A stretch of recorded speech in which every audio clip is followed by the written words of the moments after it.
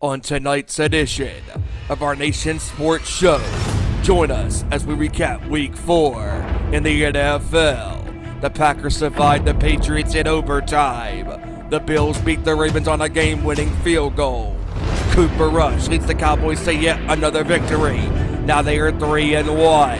Philadelphia also gets to 4-0 after their victory over Jacksonville. On Sunday Night Football, the Chiefs blew the doors off the Buccaneers. Also tonight, we recap the shocking, gruesome injury to Dolphins quarterback Tua Tagovailoa that he suffered during Thursday's game against the Bengals.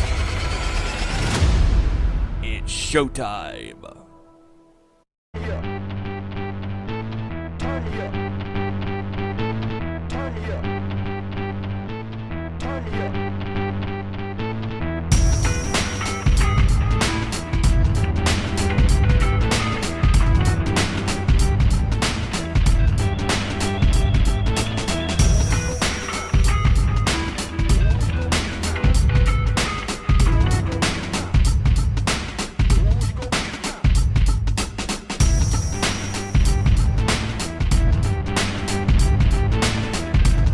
From the gridiron to the court, talking all that is sports. Members of the Busted Open Nation bring to you our Nation Sports Show. Here are your hosts, Joey Thornton, Kevin Rory, and Stephen Wyand.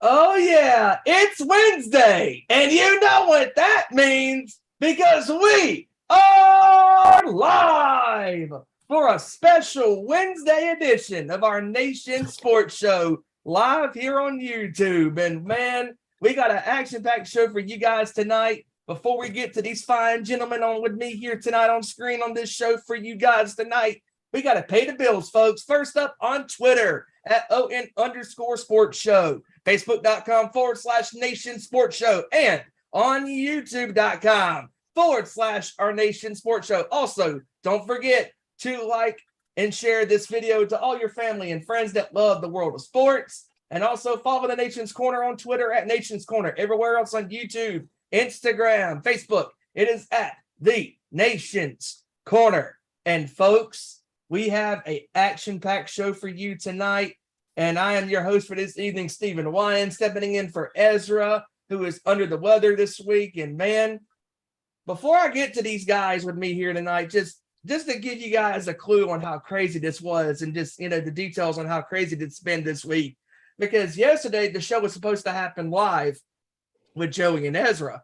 I was at a concert for Alice in Chains, Breaking Benjamin, Bush, and Plush in Charlotte, North Carolina. And it was supposed to be Ezra and Joey hosting last night. I texted Ezra saying, hey, hope you guys have a great show.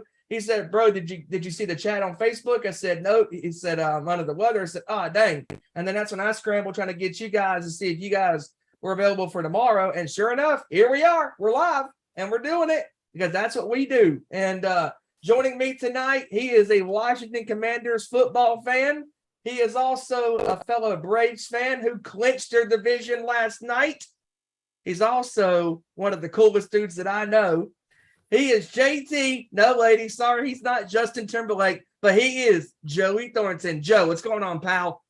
Hey, what's going on, everybody? Hoping we're going to get to the Atlanta Braves towards the end of the show, but hope you guys are having an amazing wacky-tacky Wednesday. And yes, I'm saying wacky-tacky because it was wacky-tacky day at my work today for Customer Service Appreciation Week. So, of course, I had to dress up, but I'm here tonight, ready to talk some football. So let's get it on, baby. Yes, let's get it on. Also with this guy, one of my good friends for 18 glorious years. He's a San Francisco 49ers fan who got an absolute ass whipping of a win this past Monday against the Rams on Monday Night Football. He loves all sports, football, basketball, whatever he likes. Also, he's a wrestling fan. He loves old school rap and hip hop. Slim Shady he loves as well. And that is my good pal, K-Rod, Kevin Rory. What's going on, pal? Well, what's going on, everybody out there? Hope everybody's having a good, well, it ain't Taco Tuesday, so I guess a wonderful Wednesday. Yeah. Wonderful. glad we're going to be here tonight, and I'm going to be able to be on the show now as I wasn't originally yesterday for circumstances around my daughter's surgery, but now switching it to tonight, I can be on here and talk shit about all teams, the Baltimore Falcons, including Matthew Trashford.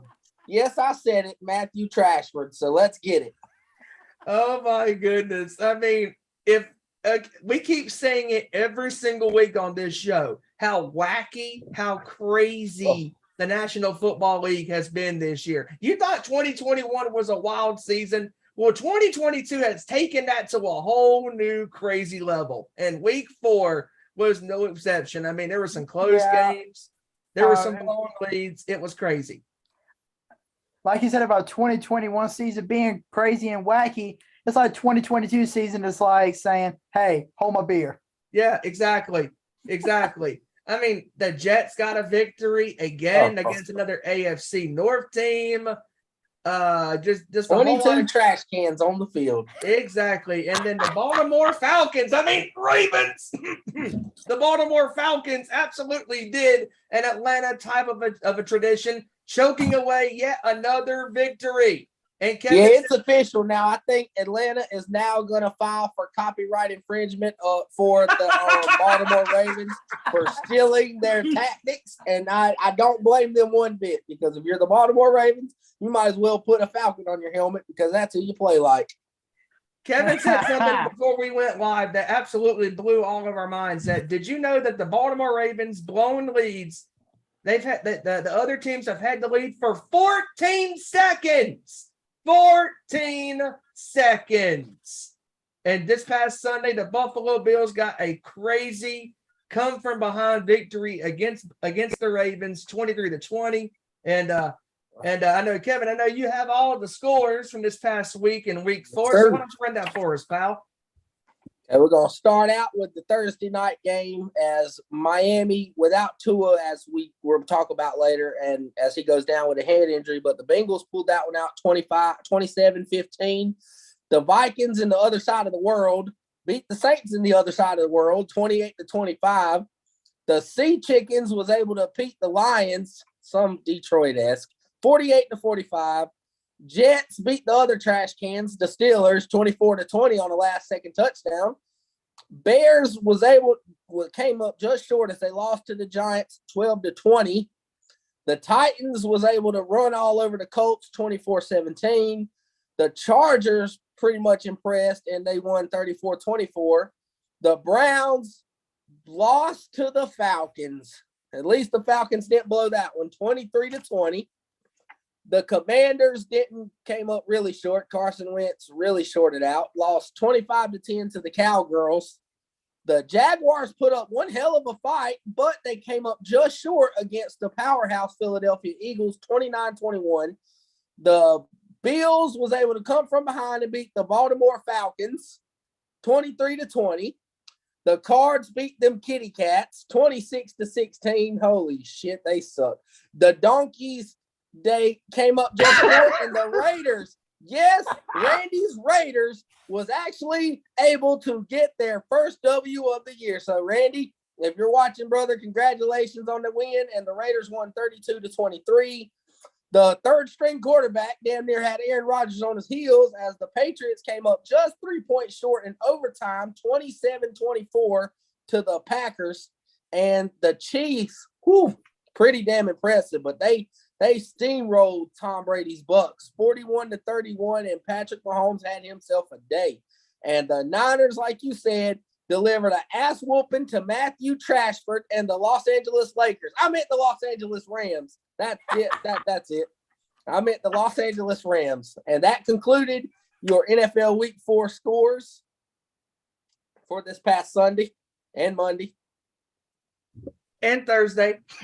And Thursday. Yeah, but I'm going to start out with you, Joey. What are some significant games for you for Week 4's crazy schedule?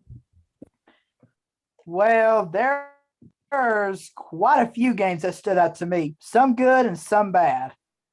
I'm going to get to the good first. Let me see. Obviously, the Cardinals beating your favorite team, Steven, was actually pretty Yeah, good. my favorite team sucks ass. The fact that Patrick Mahomes just continues to prove to everybody week in and week out that he is Patrick Mahomes and he always finds a way to make things work. The fact that the Chiefs were able to steamroll the Buccaneers with a returning Julio Jones, a returning Charles Godwin, and of course a returning Mike Evans really speaks volumes for that Kansas City team. Maybe not quite on defense, but offense is definitely clicking, especially with that little magic that Mahomes pulled right there at the goal line when he flicked that pass to Clyde. That was hilarious. You gotta be kidding me. Only Patrick Mahomes can do something like that. But that was a great game. And of course, Monday night's game between the Niners and the Rams. I know we all picked the Rams to win last week, but the Niners, they knew what they had to do. They got the job done. They made Matthew Trashford, thank you, Kevin, but they made Matthew Trashford look like an absolute bum. Let's see. And the Eagles, oh man, they had to come from behind to win this game because they were down 14-0 to begin with. But the Eagles, they found a way to make it happen. Jalen Hurts, just continues to put up impressive stats. And of course, I'm not going to say this is a bad thing. This is just a little unlucky thing. But the double doink field goal in London that cost the Saints that win over the Vikings. Golly Moses. Talk about an inch of bad luck. But now on to the bad. Let's see. The fact that the Pittsburgh Squealers lost again to the lost again, this time to the freaking Jets, Jets. Can you say trash can game, please? Because that's what we saw up there. 22 trash cans on the field at all times. It was the fact that the Baltimore Falcons. Excuse me. It was terrible. Excuse me. Baltimore Ravens. Sorry, not the Baltimore Falcons. Dang it, I said it again. But the fact that the Baltimore Ravens literally had Josh Allen beat on their home field, and let me see. About that game, there was 4 little words that we used to say a lot last year. What were those 4 words again? Oh yeah, in Tucker we trust. John Harbaugh once again blew it. Baltimore drives 93 yards down the field. They were literally on the goal line. Baltimore could have easily kicked the field goal, but Harbaugh's sorry ass is like, nope, we're gonna go for it because I have a feeling that we're gonna get this touchdown. Wrong. If you are up against a normal or a weak defense, then I can see that possibly happening. But he was looking at possibly the best defense in the AFC in Buffalo. And you think you were going to score an easy touchdown on that defense? Boy, give me a freaking break.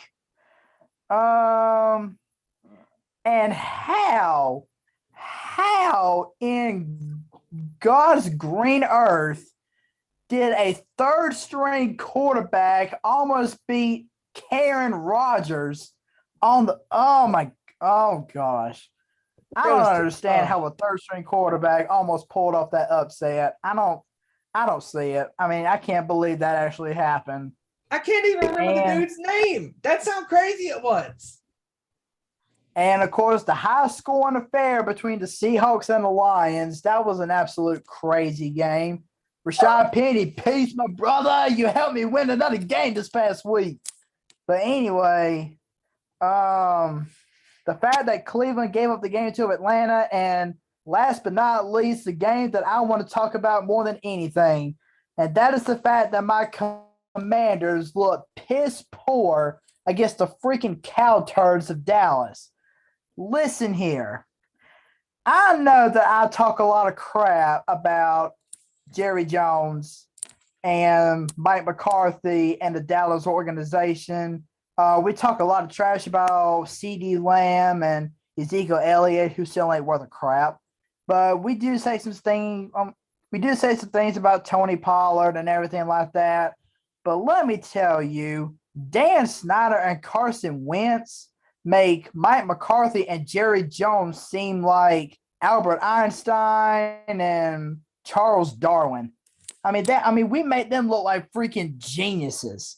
And once again, we come up just short because Carson Wentz is an absolute bum. Jack Del Rio doesn't know how to coach defense to save his freaking life anymore.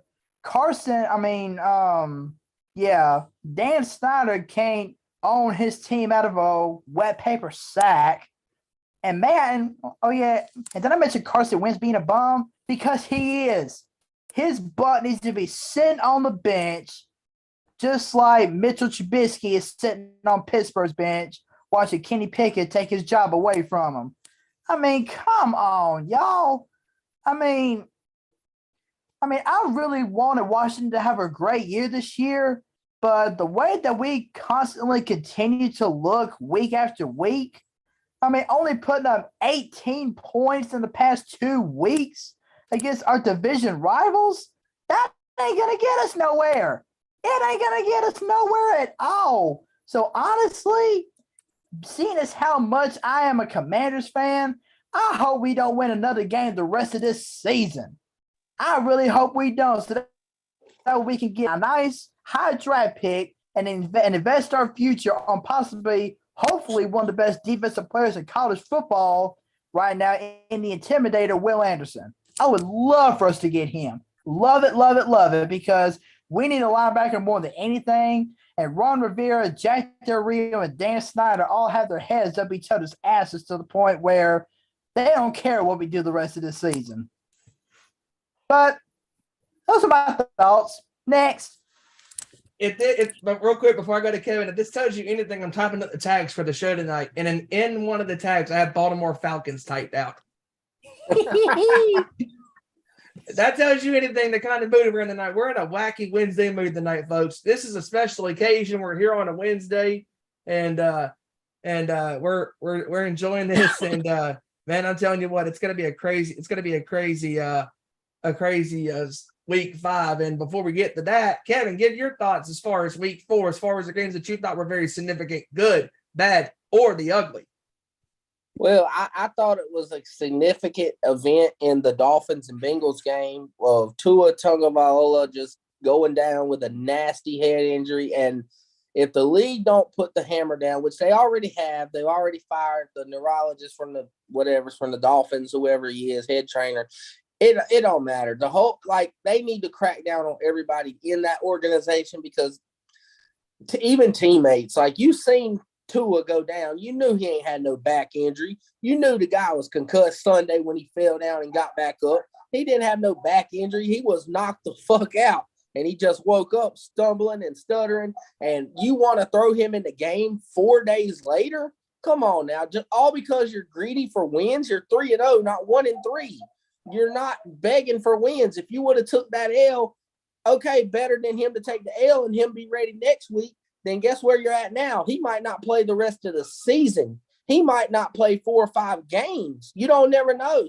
Right now he's out, and that's all we know. And I just know my prayers go to Tua because I know that. But at the same time, on the other hand, head injuries are just a part of the game, man. And no matter how hard the league tries to take them out, you're not going to take out head injuries. But you can take out dumb decisions by your dumb trainers of putting a guy in harm's way who has a family, who has, kids possibly. You never know. And you're putting him in harm's way to get hurt again.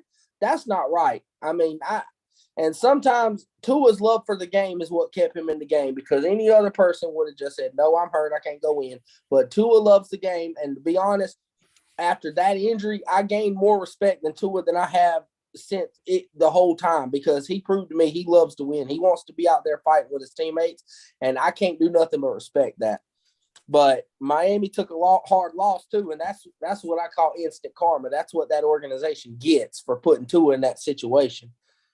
The Vikings and Saints is what it was. The Vikings are not really impressive at all, and I thought they would be. I thought I'm going to give them time before I jump off their wagon. Still think they'll win the NFC North.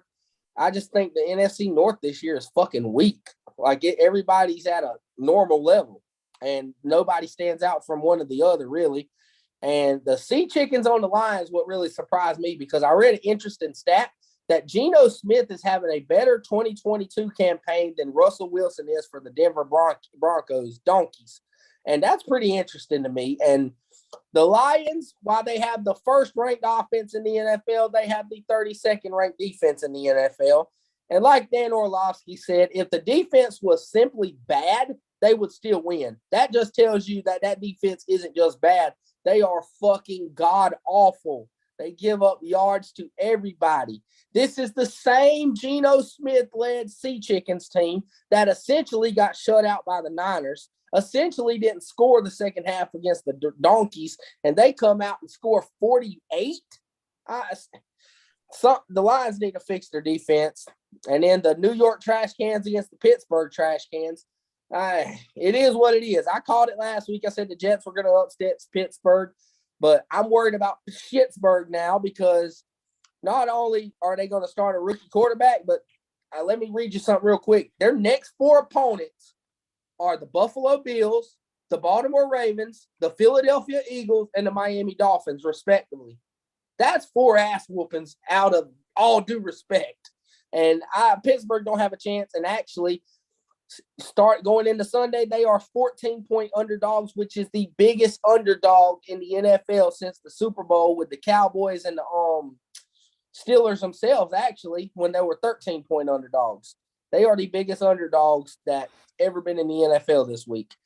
So there's that. And something stood out to me with the Chargers. Kind of they got back Keenan Allen this week, and they look back like they're back in their flow. I don't got them going anywhere. They're pretenders. They're not going to go deep in the playoffs. They got Justin Herbert, which is very good, especially for my fantasy team. But Brandon Staley's not a good coach. They lost Joey Bosa. It is what it is for them. The Chargers beat the Texans. Texans put up a fight. And another one, like you said, the Jaguars actually fought the Eagles. Like they were dragging the Eagles 14-0, and the Eagles had to come from behind. And to be honest, I was impressed with both teams. I can't lie. The Eagles showed real good resilience that, when times get when times get rough and we're in trouble, we're not going to fold and just give up. We're going to fight. So I was impressed by that. And I was impressed by Jacksonville coming out firing. So both teams, hats off to both teams. I'm not going to speak on the Baltimore Falcons. Oh, my God. You could be 4-0 right now, but instead you fuck off, and now you're 2-2 because you blow leads. And unnecessarily blown leads. Like you was up 21 to the Dolphins.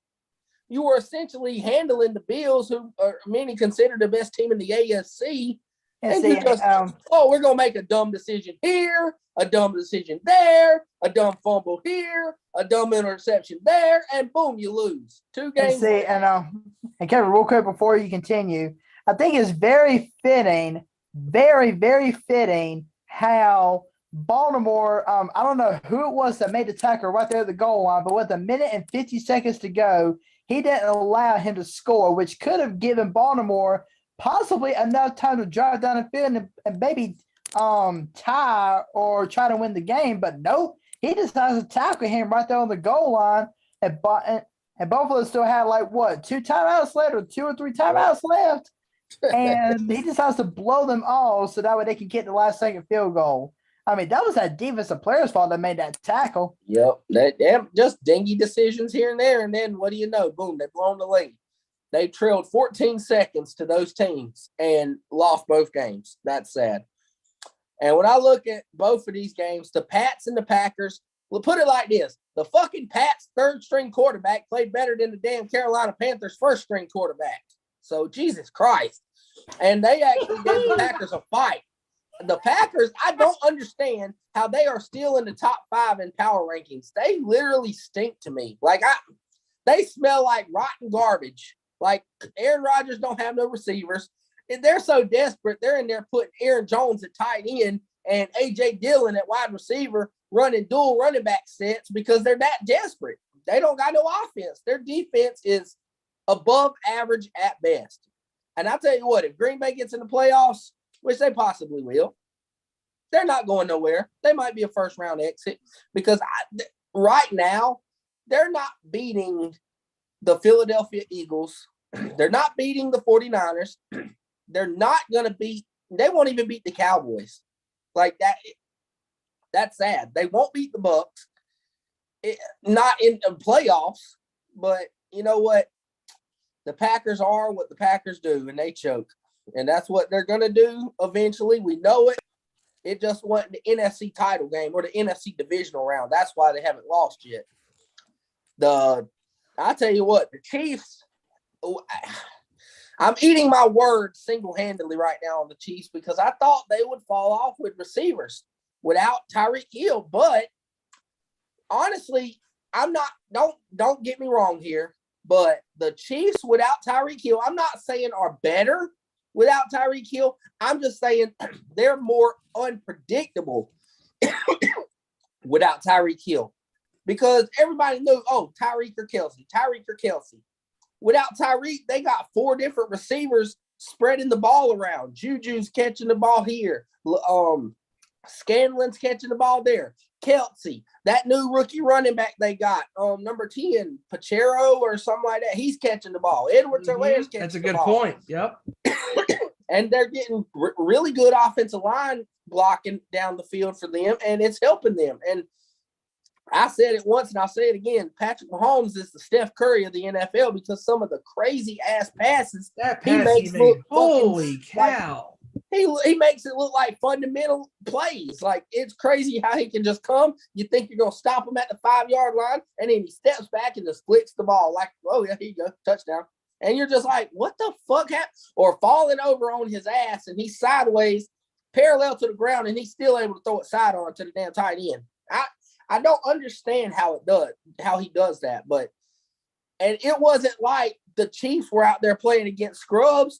The Tampa Bay Buccaneers have a top 5 defense in the National Football League. You're out there doing it against Devin White, making him look like a clown. You're doing it against Levante Davis, who's been one of the premier linebackers in the game for 5 to 10 years now. You're over there doing it against Shaq Barrett, against that secondary who's stout. You're over there making them look silly, dropping 41 on an elite defense.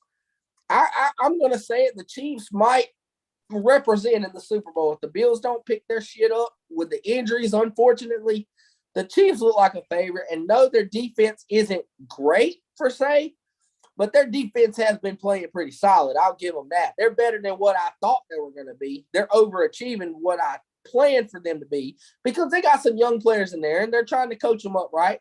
Because at the end of the day, it's a business, so you had to let them older guys go. You couldn't afford to pay them, so shout out to the coaching staff for that, being able to coach them boys up. And Andy Reid is a Hall of Fame coach, no doubt. And one day he's going to be up there as one of the greatest coaches to ever coach this game. And the Monday night game, I'm going to start with the good first before I rant on the bad. The 49ers, statistically, they're the best defense in the NFL right now. There's no hands down, no ifs, ands, or buts. And you can say I'm biased because it's my team, but I got statistics to prove it. Right now, and I know it's only 4 games, but the 49ers are only giving up 3.3 yards per play. In retrospect, to be able to put that in perspective for you guys, the 85 Bears only gave up 4.3 yards per play. The 2000 Baltimore Ravens only gave up 4.1 yards per play. The 49ers are giving up 3.3. Wow. That's how good that defense is. And another number for you guys that I thought was insane was that both starting corners, Charvarius Mooney Ward and Emmanuel Mosley, have not given up any touchdown catches this season. When targeted, they are both under 50% completion percentage by quarterbacks. They're not giving shit up. And the craziest stat is Nick Bosa. Like, the guy's working for a contract this year. And I mean, this defense, he leads the league in sacks with 6. He leads the league with pressures with 32 pressures, quarterback pressures, meaning he's almost at the quarterback. So to put that in perspective, the next closest most pressured guy that gets pressures on the quarterback, Michael Parsons with 20 or 19. Bosa has 14 more pressures than Michael Parsons. And here's the craziest thing. Monday night, the Rams pressured Jimmy Garoppolo 5 times. No sacks, but 5 pressures. Nick Bosa alone pressured Matthew Trashford 14 times and 2 sacks. 14 pressures from one man. That is Aaron Donald, TJ Watt, JJ Watt back in the day-esque right there. Like, he is a machine. And if you don't have him as your defensive player of the year this far, then you're smoking crack or you're a Cowboys fan, because that's the only explanation for it I see. But this defense, like Richard Sherman said, this might be the best 11 guys on defense in this league, and statistics are proving it. Debo still owns the Los Angeles Rams. Let's call it like it is. He still is part father to Aaron Donald. He's still a father to Aaron Donald, and he still owns the Rams. And Kyle Shanahan still owns Sean McVay. 7-0 Jimmy Garoppolo and Kyle Shanahan are versus the Rams in the regular season. The Rams just can't beat them. And the offense came to life even without Big Trent Williams, which was very impressive that they gave up 0 sacks to Aaron Donald and company without Trent Williams. That's Kyle Shanahan game planning at its best. And that's what he's got to do. I mean, you got the defense that can take you all the way to the Super Bowl and win it. I mean, you got a 2000 Baltimore Ravens defense, basically. You just need Jimmy Garoppolo and company to be consistent. Don't turn the ball over, move the chains, and just score. Even if you score field goals, just score. The 49ers are only giving up 11 points per game. 11. That means the offense needs to just score 3 times. 2 touchdowns, and you win. That's insanity. And as long as you got Deebo Samuel in there, oh yeah, you're gonna score. Because I noticed Jalen Ramsey cannot tackle Deebo Samuel. He can't tackle IU. He got ran over by Deebo Samuel. And Deebo is a man amongst boys out there. Now I want to flip the script here and rant on the Los Angeles Lakers. I meant the Rams, my bad. Because you pay all this money for your superstars, and now they're out here playing like the Los Angeles Lakers with LeBron James and Russell Westbrook, out there losing, stinking up the joint. And last week, I ranted on the Las Vegas Raiders and Derek Carr only looking to Devontae Adams, where I'm going to change it up this week. I thought that was bad. No, this shit that the Rams are doing, oh, we're only going to throw it to Cooper Kupp. That is fucking stupid. I mean, you have other weapons, and you know what? It kind of talks loudly about how good Sean McVay really is, because, hey, you're supposed to be like Kyle Shanahan and Matt LaFleur. You're supposed to be an offensive genius. What offensive genius only throws the ball to Cooper Kupp? Is he like telling Stafford, hey, look for Kupp, look for Kupp, look for Kupp, throw it to Kupp?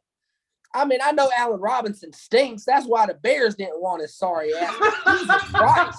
I mean, that pick by Talanoa Hufanga was, I mean, it was projected. Like, everybody knew the play. Hufanga even looked right dead in the interviewer and said, I knew it was coming. I seen where Kupp lined up. I seen where the tight end was. I said it right this. I looked at my boys behind me. I said, screen. It's a screen. Watch it be a screen. Guess what? Stafford seen Hufanga right there, and he still threw the fucking ball right to him. That's 4 straight years with a I'll kick take to the 90. stupid decisions for 200, Alex. I mean, all you had to do was throw the ball at the ground. Throw it. You out should have of went bounds. back to You seen football him in the school. play. That is honestly on Matthew Stafford and the play calling. The play calling stunk because it was so fucking predictable. And Matthew Stafford, Trashford, just throw it at the ground. It was first down. Throw it at the ground. Throw it away. You knew he was there. But nope, I'm going to throw it there. Give it away. Give it away. That don't speak about how good that Hufanga is, by the way. Hufanga is rated the #1 safety in the NFL as far as PFF grades concerned. He rates higher than Minkah Fitzpatrick by 0.3 of a grade. He's an 86.8. Fitzpatrick's like an 86.2 or something.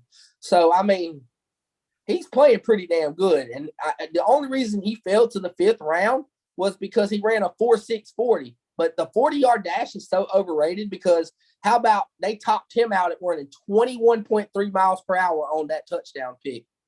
That's essentially saying he runs a 4.3. Everyone's game speed is different than their 40-yard dash time. Some people are just faster in the field. Some people are just faster playing ball. That's their stride speed. And Hufanga, like Troy Polamalu, had a slow 40, but Troy Polamalu, bet your ass, got to the ball.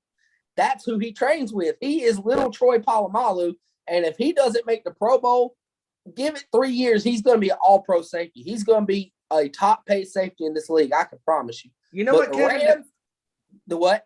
That's a great point you just made, because when you look at the game speed versus the 40-yard dash, that's very, very different. You can practice all your running on a 40-yard dash all day long, but until you get into the trenches of the game and playing an actual game, the speed of a game is very fast and much different than practicing and stuff. No, I'm not saying everybody's much faster. I'm just saying some guys, like Hufunga's one of those guys who are just faster on the field. Because Tyreek Hill can run a 40, and Tyreek Hill's probably faster in the 40 than he is on a game field because he's a track guy. Right. Jalen Waddle, same thing. But you got certain guys who their 40s look decent. Yeah. But when they get on the field, you're like, God darn, I can't catch this motherfucker. He's gone. Like Raheem Mostert when he ran 22 miles an hour on a touchdown run 3 years ago. He only ran like a 4.5 40. He ran like Tyreek Hill. So, but yeah, the Rams, man, you got all this money. You signed Bobby Wagner, who's essentially washed. Aaron Donald, he comes back after he was dead set on retirement. He told his family, I'm spending 8 years in the league and I'm retiring no matter what. He told the organization, Sean McVay, his family that, and last year was his 8th season. He said he won a ring and he got greedy. He wanted to come back. Bad idea because the Rams are not going to go back to right now. It looks like the 49ers are favored to win the division because of how they own the Rams. Don't look like the Cardinals are going to be too much, or the Sea Chickens. That it looks like it's between the Rams and the Niners, and each game they play each other is very significant because it comes down to the stretch. If both teams are 10-7 or 11-6, the 49ers on the tiebreaker because they beat them twice in the regular season. You know what I'm saying? So the Rams losing like this early, it spells trouble for them, especially when they essentially got their third string defensive lineman or offensive line in there. They have no starters on the offensive line right now. They're down to their second string left tackle. They got their guard playing center. He gets hurt. They were on a practice squad guy who was signed to the Rams for 1 fucking week. He was starting center for the LA Rams. And you know what? Smart idea by DeMeco Ryans. He said, you know what? A fresh center, because the center is like the quarterback of the line. He calls out the blitzes. He lets you know who's got who during a blitz. DeMeco Ryans, being the great defensive coordinator he is, and I mean great, he said, you know what? We're going to do it. We're not a blitzing team, but guess what we're going to do today with a new center? We're calling blitzes, middle linebacker blitzes, getting to the quarterback.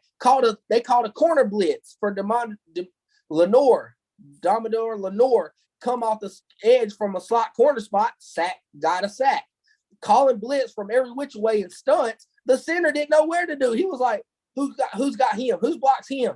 Who blocks that? And they couldn't figure it out. So great game called by the head or defensive coordinator, DeMeco Ryans. And next year he will be a head coach. There you go, Joey. There's your coach opening there.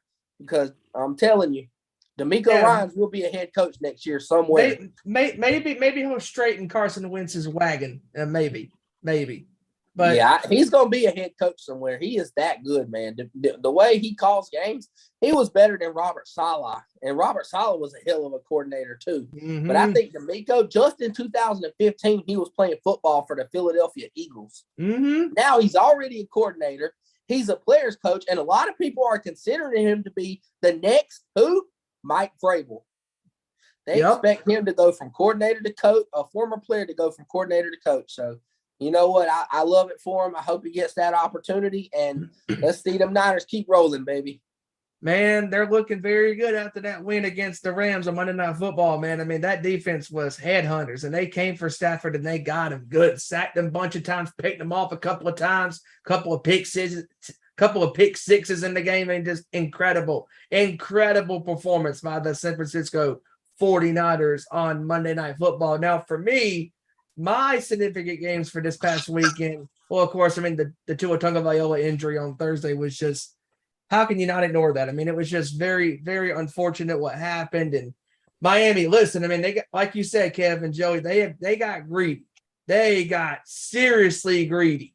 You know, the Dolphins haven't had any success, haven't had a winning season in God knows how long, probably since 2008 when they won the division in 2008, when Tom Brady went down with that injury against the Chiefs in week 1, and the Dolphins ended up taking that division. And obviously they haven't had success since the great Danny Marino, Dan Marino, all those years with Miami, all the success and the championship games and that one Super Bowl appearance and stuff like that. And I mean, the Dolphins, I mean, they had all that talent. Waddle, Hill, Tagovailoa, and the defense was playing pretty good too, and the running backs were playing pretty solid too. But Miami was 3-0. They just came off a victory against the Buffalo Bills last Sunday. And that Bills defense absolutely laid the wood on Tua on Sunday afternoon. And that hit that he took, that was not, a back injury hit. That was a concussion that he suffered during that game. And the fact that they trotted him out on that field in Cincinnati against the Bengals, and y'all know that we knew that the Bengals were hungry. They were desperate to get a victory because they knew they had to win that game. They were 1-2 at the time. Miami could afford to lose. They were 3-0. It's not like they were 1-2. They were, 2-1. They were 3-0. For crying out loud, they were 3-0. They still had one of the best records in the NFL at the time. And the fact that they put Tagovailoa out there on that field, which is a wrong move, they should have set him out for at least the game and reevaluated the situation the next week for their next game next week, which is obviously this week. But no, they had the trot Tua out there on the field. He was playing pretty good in the first quarter, but that Bengals defense, give them credit. They were making him having to earn every single pass for that first quarter and a half. And when he went down with that injury, as you guys know, and I listened to this game on the radio, y'all saw it. I heard it. I heard the description of the injury. The fact that he went down and the way he went down with the way his fingers were turned, it was his body folded up and he was so tensed up. It literally looked like he was dead. That's how stiff his body was. And he was out there on that field laying there for 10 plus minutes. That's how bad this injury was.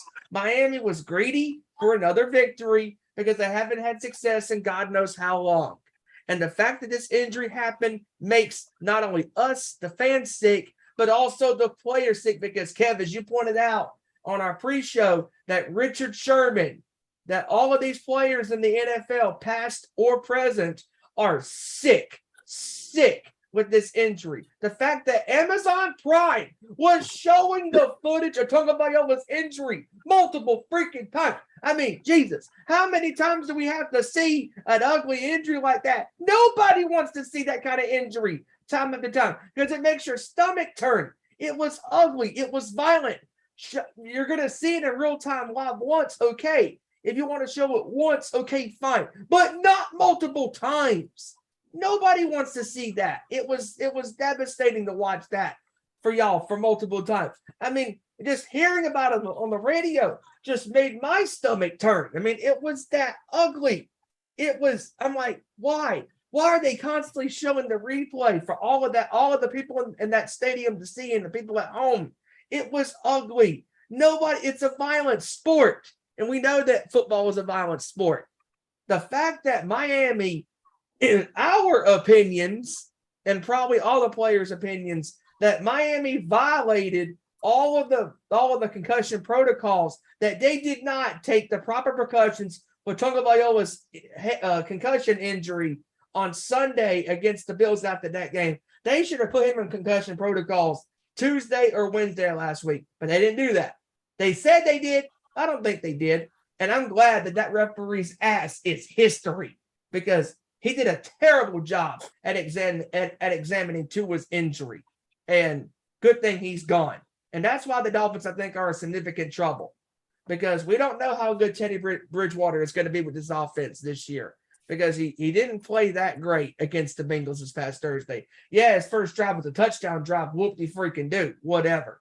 But after that, only one more touchdown drive, or only one more drive significant to get them in the field goal range, and they kicked the field goal, and that was the only points they scored left in the game. But good win for the Bengals. Now on to Sunday.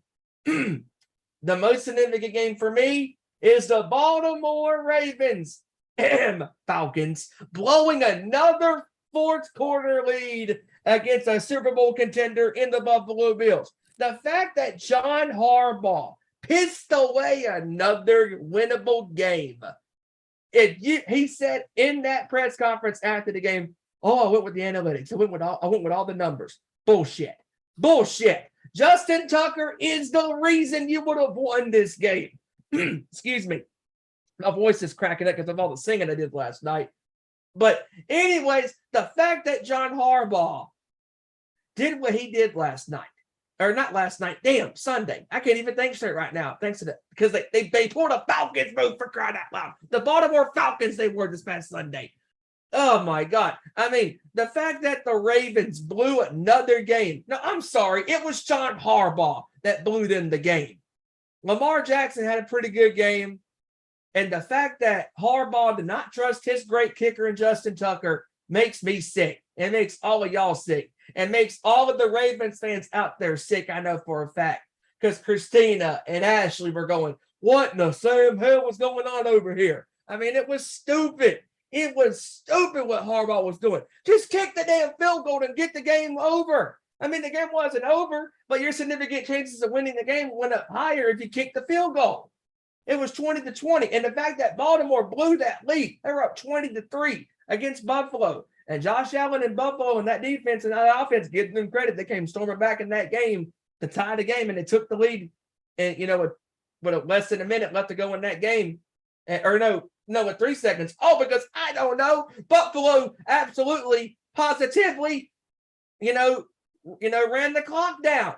And, when Baltimore had no timeouts. So they were screwed no matter what. And just give credit to Buffalo in this game. They put out a gutsy victory. And John Harbaugh absolutely deserved to lose this game for Baltimore Ravens. Sorry. You blew it. What a bunch of crock of crap that was.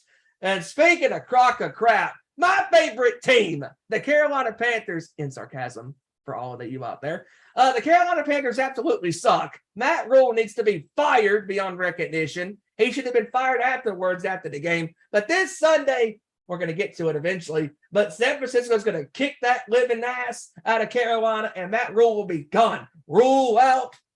Rule out. Yeah, he'll be out of there. Fired. Idiot. Anyways, moving on. The Green Bay Packers absolutely, positively should have lost that game against the third-string quarterback in the Patriots. How in God's name do you I can't even think of his name. Can y'all remember his name? I can't remember it because it's a name I don't recognize. What is that? Who? Who'd you say? The Patriots third-string quarterback. Bailey Zapp from Western Kentucky. Yeah, Bailey Zapp. Yeah, Zapp absolutely zapped Green Bay's defense multiple times because he outplayed Aaron Rodgers in this game for the majority of the game. Yeah, Rodgers made a couple plays down the stretch. Whoop-de-freaking do. Give me a break. The fact that it took overtime to beat a third-string quarterback in the New England Patriots. Oh, my God. Green Bay was lucky they escaped with that victory. And, oh God, speaking of, oh, God, the fact that the Tampa Bay Buccaneers absolutely got destroyed on Sunday Night Football against the Kansas City Chiefs in Tampa Bay. I mean, good Lord.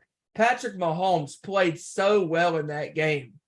The touchdown that he threw to his running back, holy crap. I mean, just that pass that he threw was just insane. Only a player in Mahomes' caliber can make that kind of a play, and he did.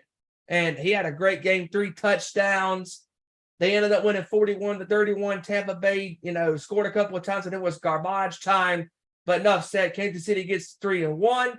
And speaking of one, congratulations, Randy. Your football team finally gets a victory. Vegas gets their first victory of the season on Sunday. Congratulations, Vegas. You got a well-earned victory, I guess. And speaking of earned. The New York Jets absolutely earned a great victory against the Pittsburgh Steelers. And Matt, blame Canada, needs to be fired. Matt Canada needs to be fired. Fired! Because he is a terrible offensive coordinator. Sure, we know the offensive players, can suck too. But the offensive coordinators are the people that set these players up for failure or success. Matt Canada needs to be shown the door ASAP. He is a terrible offensive coordinator. I thought Carolina's OC was terrible. Well, I think Matt Canada is giving Carolina a run for their money. I mean, good God almighty. Blame Canada all right because the Steelers suck. Absolutely suck.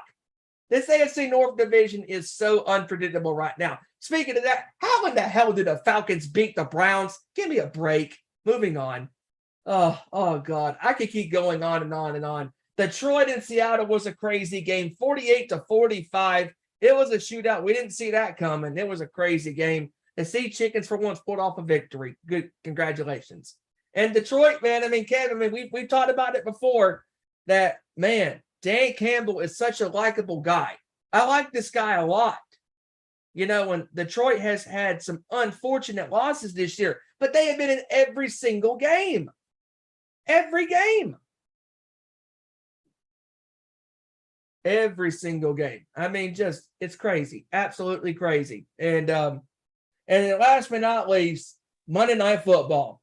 The Los Angeles Rams absolutely get steamrolled by the San Francisco 49ers because once again, Matthew Stafford gets owned by San Francisco in the regular season.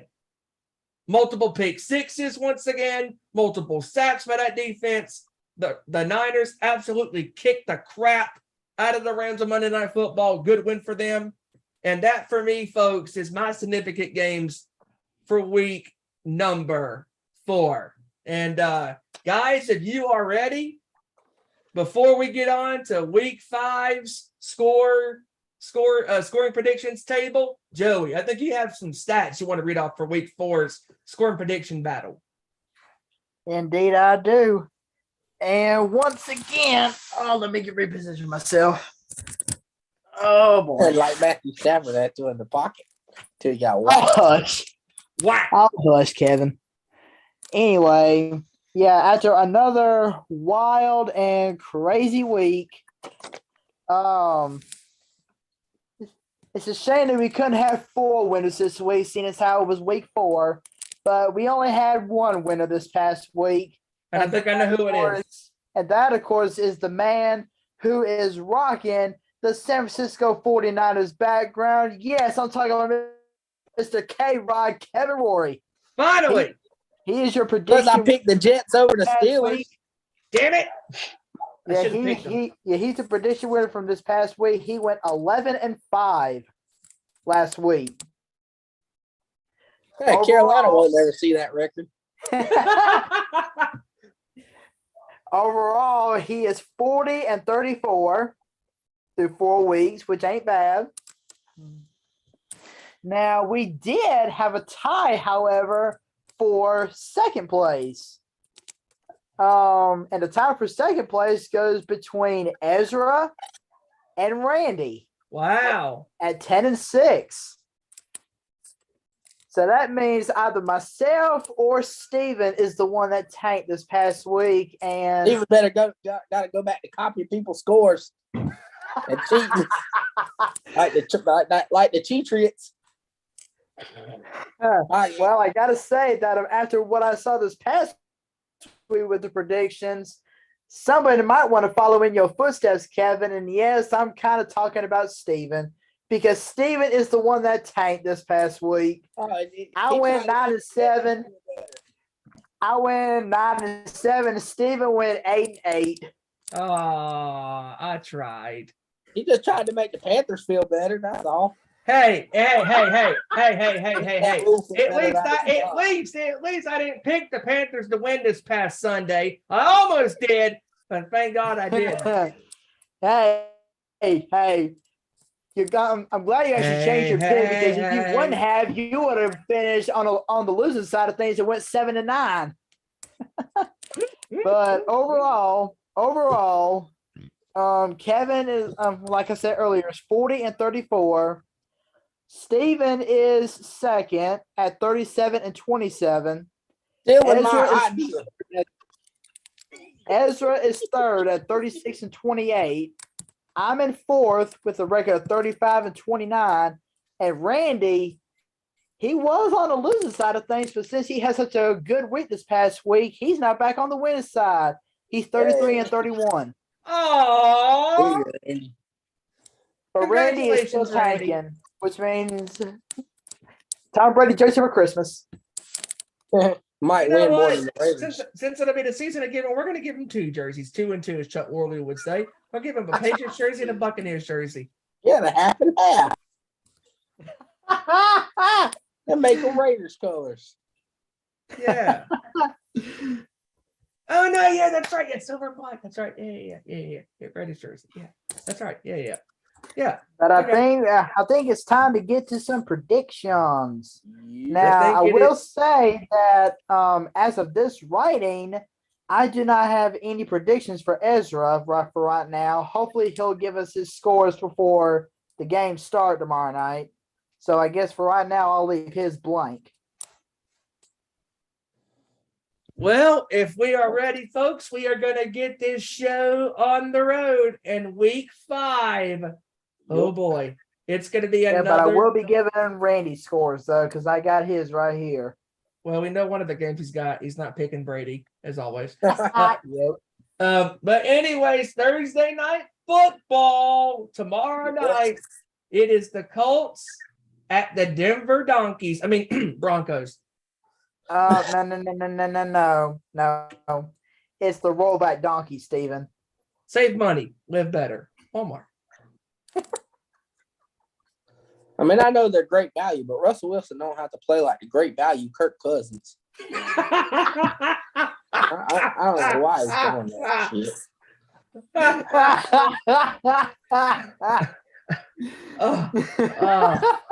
Oh, that's great. All right, what y'all think? What you think? All right, well, I'll go ahead and give Randy's pick first. He's picking the Colts over the Donkeys 23-14. Oh. But now that the news has broken earlier today that Jonathan Taylor is not going to be playing tomorrow night against Denver, that makes this game a little bit of a toss-up. I think, in my opinion. Yeah, I'm gonna go with Denver because I don't feel good about the Colts because Jonathan Taylor is their best player, and the best player for them is not Matt Ryan. Sorry. So give me the Broncos in this one, 20-13. Yeah, I'm gonna side with you, Steven. I'm gonna go Denver as well. The Colts not having Jonathan Taylor is really gonna hurt them in the run game. So give me Denver in tomorrow night's game. I'll say 21-10. Yeah, I'm gonna go with the Donkeys because no Jonathan Taylor. Not only that, no Shaq Leonard. Again. Yep, he's out with a concussion and stuff. So I don't trust that defense either. So you know what? Give me the Donkeys 23-20. Game-winning field goal. They're going to not Nathaniel Hackett goes from Nathaniel Kickett to just.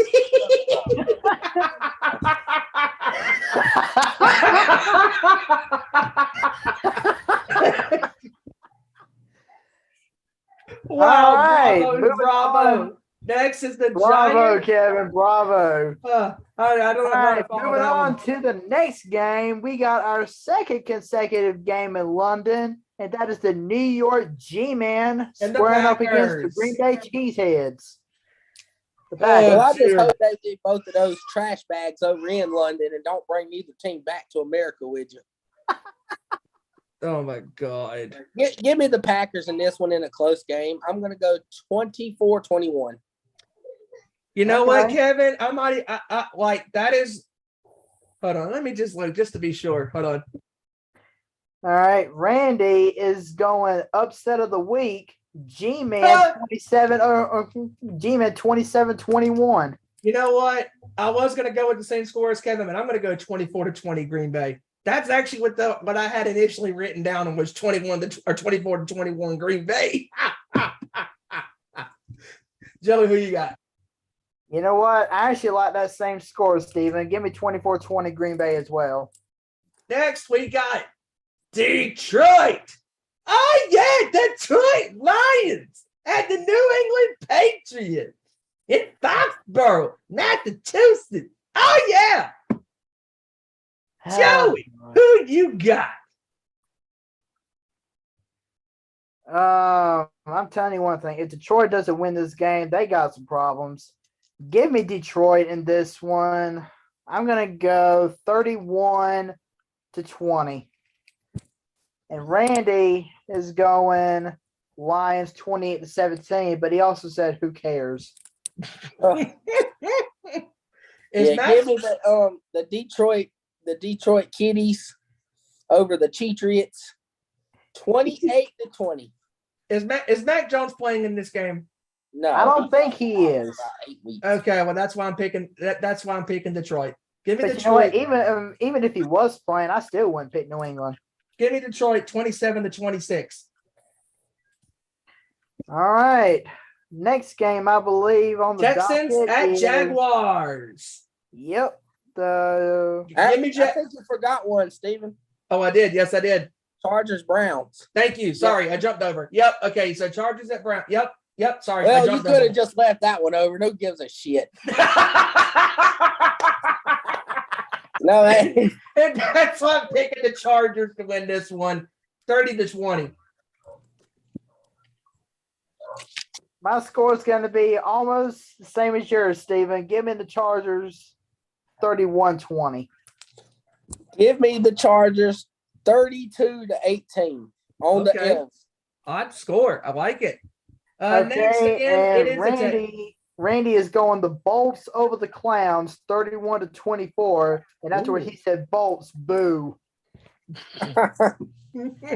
Next is the Texans and Chargers. Damn it! God damn. David, come on now. Next is the Texans and the Jaguars. I know you got Cam Newton dancing around inside your forehead, but come on now. Come on. Okay. It's the Texans at the Jaguars. Okay. Give me the Jags. Yes, Duval. 30-20 against the Texans. I'm feeling pretty good about this. Give me Jacksonville 34-17. Jesus. Yeah, the Texans will need Jesus after this game. The Panthers. Give me Jacksonville in this one 37-14. Oh, God. And Randy is going Jags 24-10. Oh, God. This game, give me a break. Falcons at the Bucks. Bucks 50-0. I'm joking. But Randy is saying Falcons versus the 5 question marks. You know my answer. Oh, God. So he doesn't even have a score. He's just picking Atlanta. Okay. Exactly. Okay. Joey, who you got? What do you think? Give me Tampa Bay in this one. I'm gonna go Tampa Bay 34, Atlanta. You know what? I'll be a little nice, 20. I'll be a little nice as well. Give me Tampa Bay 28-19. Oh wow, look at you being a little nice there. Yeah, having a close game. A little odd as well. You know what? Give me the Bucks in a close one. Give me the Bucks 24-21. Wow. Even without Cordero Patterson, I feel like Mariota. Oh yeah, Cordero Patterson's not playing in this game. As a matter of fact, he's out for the next 4 weeks. He's on IR. Yep. Dang. Good news for my boys. Yeah. Next, we got the Pittsburgh Squealers Oh my goodness. Oh, at the dear Buffalo God. Bills. And I'm going to start this one out. I smell a good one coming on. And what I mean by that? A good old-fashioned ass whooping. That's right. Give me Buffalo outright to beat the living daylights out of the Steelers 38-14. You know what? You're being nice, Steven. I got the Bills 30-3. Whoa. Oh, Wow. hang on, Steven. What was your score again? 38-14. Literally the exact same score that Randy put. Wow. 38-14. Cheaters. Bastard. Yeah, Randy, look at you two. How are you going to run your custom time ready for Christmas? Yeah. Hey, Kevin, I'm going to say I'm surprised that you were actually very nice with your score. I'm not going to be nice with mine. Oh, no. Give me Buffalo in this one. And yes, this is going to be Kenny Pickett's first actual start. Oh, he's going to But, be picking on. He's going to be throwing picks. Yeah. All he knows how to do is throw picks. I mean, if he can't use his legs against that Buffalo defense, he ain't going to go nowhere. Yep. I mean, if you can't even throw a touchdown on the Jets defense, you got problems. I don't care if they do have Sauce Gardner. But give me Buffalo in this one, 37-0. Wow, a shutout on the scoreboard. Yes, sirree. Dear Jesus. Oh, God. How do we follow that? Here's how we follow that with this one. The Dolphins are at the Jets. Oh, God. The Jets in a blowout. No, Ha I ain't going to call that one. I still think the Dolphins win because Teddy Bridgewater's not a bad quarterback. I think he gets the job done, but I think it's a little close. Give me the Dolphins 23-17 on the Jets. Give me the Dolphins. I'll go 26-17. Okay. I'm gonna go. Oh man. This is tough. You know what? I'm gonna go with Miami. I'm gonna go 27-23. All right, and Randy's score is almost very similar to yours, Steven. He's going Miami 27-24. Next is an NFC North showdown in Minnesota. The Bears are at the Vikings. Oh, boy. Oh boy is right. Kirk Cousins and Justin Fields. What a matchup. You know, I got to say, I haven't been very impressed with Justin Fields this year. No, I I have honestly seen haven't. running the ball, not throwing the damn ball. They got fewer passing yards than Josh Allen combined. That's a team. Yep. Yeah. But I'm going to go with the Vikings. Simply put, I don't think there's nobody on the planet that can shut down Jay Jettis, and their defense is pretty all right too. So they'll hold Justin Fields and whoever the receivers they got. They're going to shut them down. Give me the Vikings 23-13. all right, Randy is going Minnesota 20-17. I got Minnesota. I'm gonna go 20-10. All right. I'm gonna go Vikings 27 to. I'll say 27-14.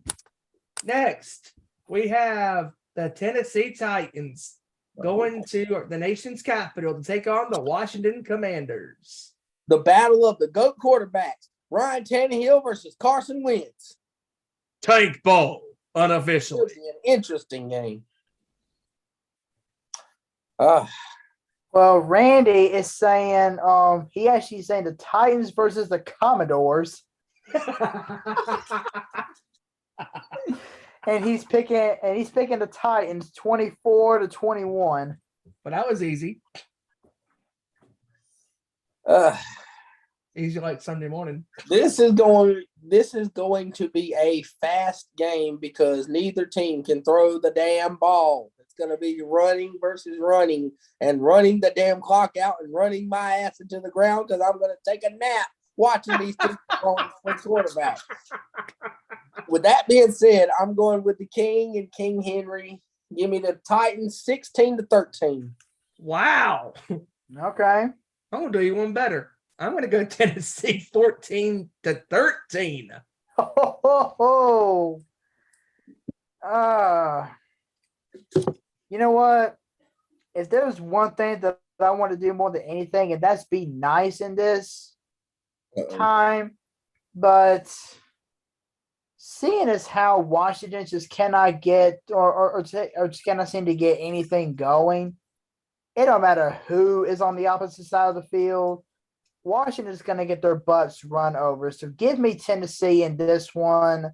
I'm going to go 30-10. All right. And next on the docket, we have Sea Chickens.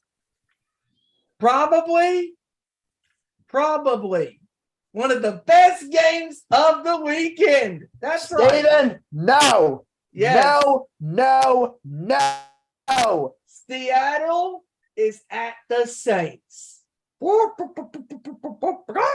Sea Chickens. Sea Chickens.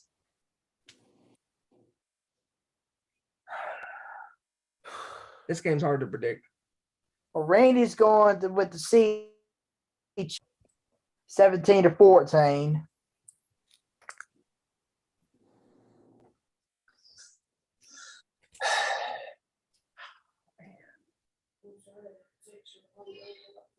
Man, I don't know who to pick. This game is going to feature 22 trash cans.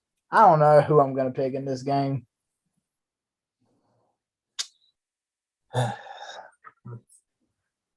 Oh.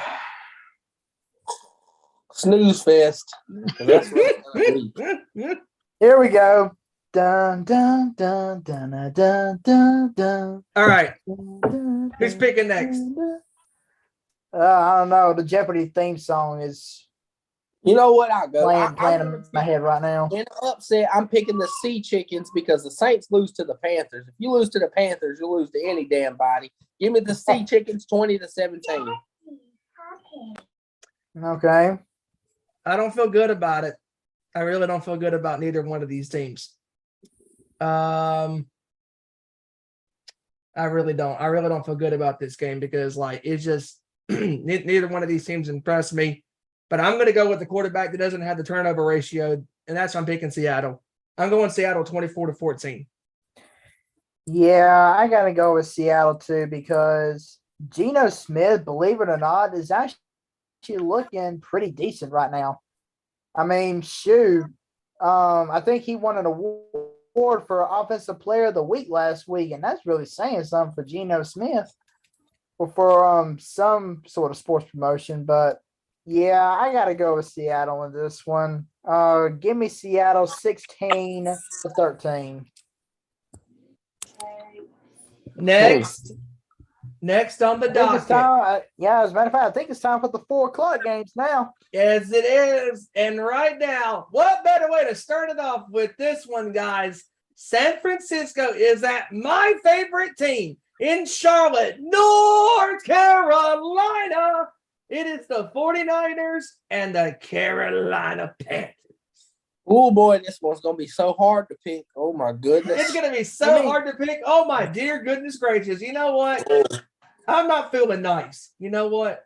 I'm calling it right here, right now. I'm going to go to San Francisco. I'm going to go San Francisco 30-0. Doing.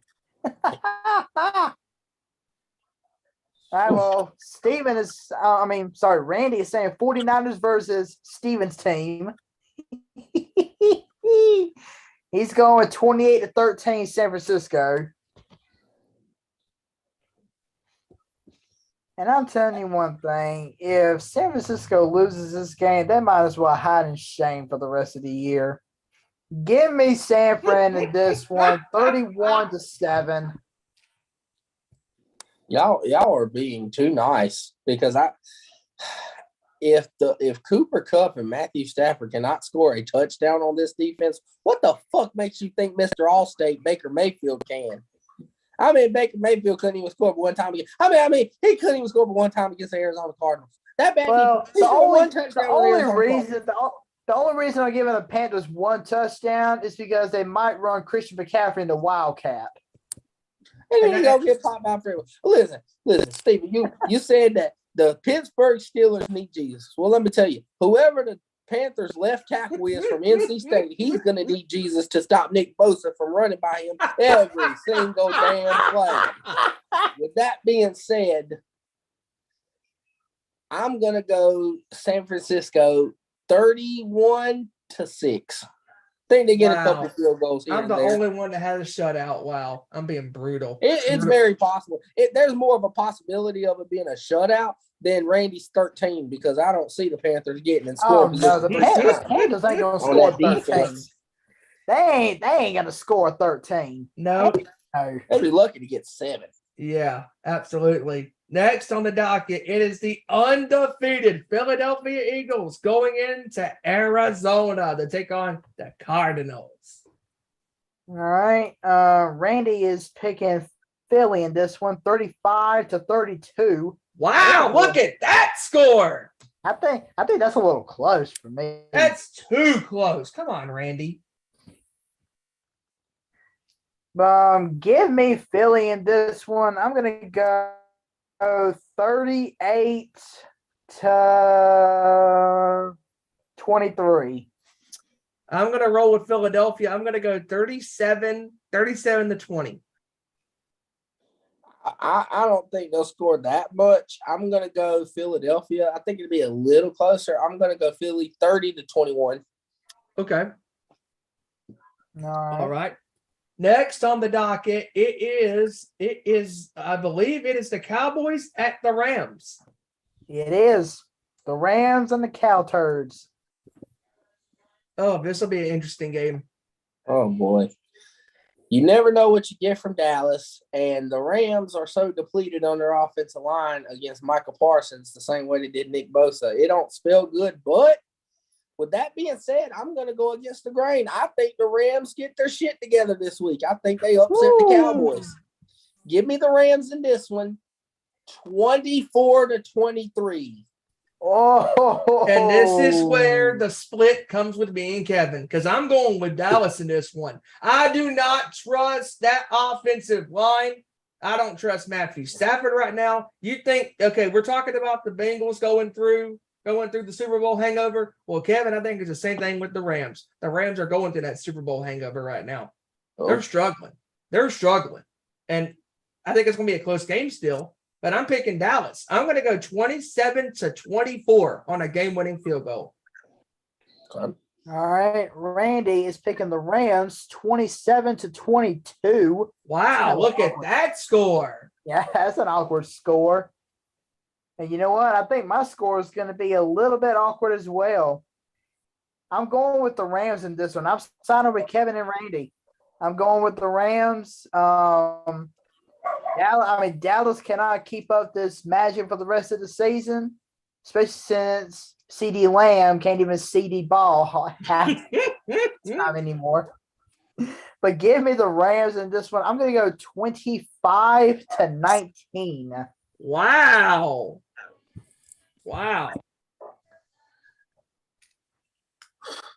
All right. Sunday night football. It's the Baltimore Ravens versus the Cincinnati Bengals. Yeah, so I think I actually got something better than the Baltimore Falcons, and this is courtesy of Randy. He's saying the Bengals versus the Purple Browns. That's true. But he's going the Ravens in an upset pick, 30-27. Okay. Oh, this game is a little hard because Cincinnati's finally getting their stuff together, and Baltimore, I don't know. You know what? I'll go ahead and call it right now. I think the Bengals are going to come from behind to yet again the Baltimore Falcons, another blown lead. I think they blow a 14-point lead and lose 31-28 on a game-winning field goal by Cincinnati, and there will be a streaker in the game at some point running across the field.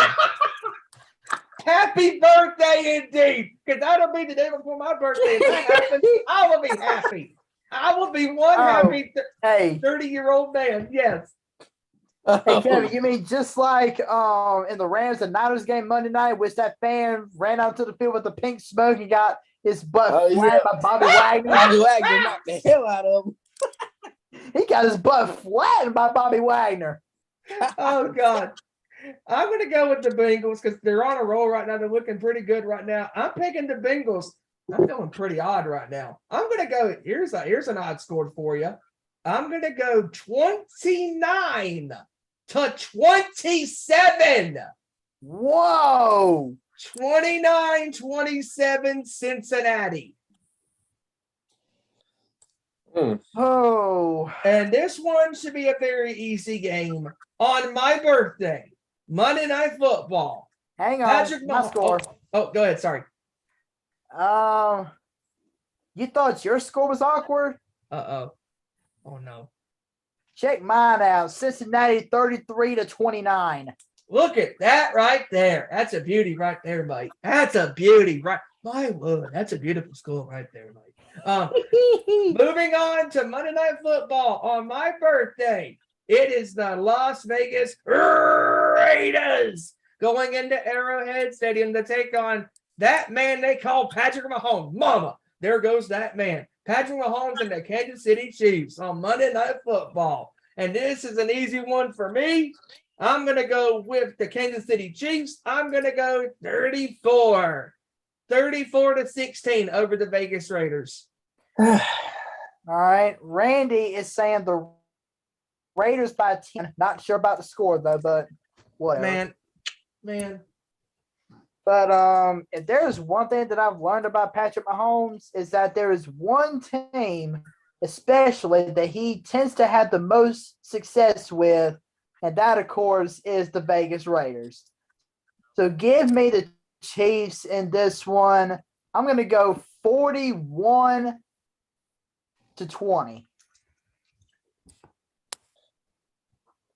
You know what? My score is actually very similar to yours, Joey. You copyright infringement. You fucking Baltimore Ravens. Copyright. No, I'm going to go with the Chiefs in a blowout. Give me 42-21, and Mahomes goes off for 565 yards passing. Doing. He even throws it to an offensive lineman for a touchdown. Well, wow. I will say, though, we're probably going to have a tie at some point this week because mine and Kevin's predictions are the exact same for the whole week. Now Joey's trying to copyright Steven. Joey's trying to do a pull Steven to get tied with me. I don't know what the Sam hell you're doing over there, but I tell you what, need to get some more propane, damn it. Damn it, Bobby.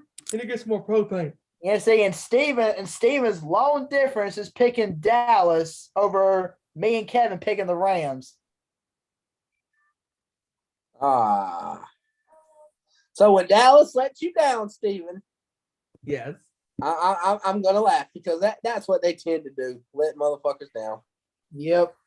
So now hopefully Ezra will give us his scores before the game tomorrow night with the Colts and the Broncos. Oh, but Lord, so would it consider cheat if Ezra waits until Monday to give us the scores? And then go down the scoreboard and pick all the winners.